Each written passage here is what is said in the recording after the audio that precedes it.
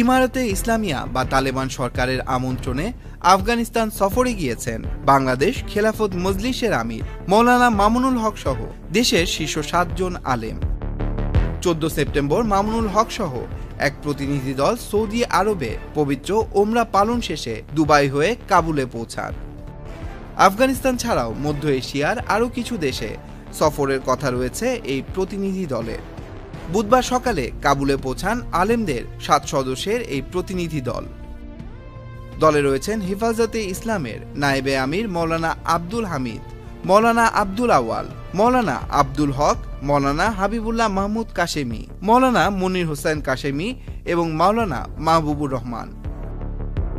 বাংলাদেশ খেলাফত মজলিসের পক্ষ থেকে জানানো হয়, সফরে তারা আফগানিস্তানের প্রধান বিচারপতি, একাধিক মন্ত্রী, শীর্ষ আলেম এবং উচ্চপদস্থ কর্মকর্তাদের সাথে বৈঠক করবেন।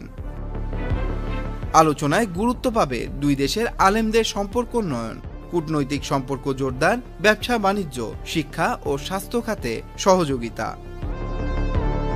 বিশেষ করে মানবাধিকার ও নারী অধিকার বিষয়ে পশ্চিমা মহলে যে সমালোচনা রয়েছে সে প্রসঙ্গেও তারা বাস্তব অবস্থান সরাসরি পরিদর্শন করবেন। সফরের অংশ হিসেবে সাম্প্রতিক ভূমিকম্পে ক্ষতিগ্রস্ত এলাকাও পরিদর্শন করবেন তারা।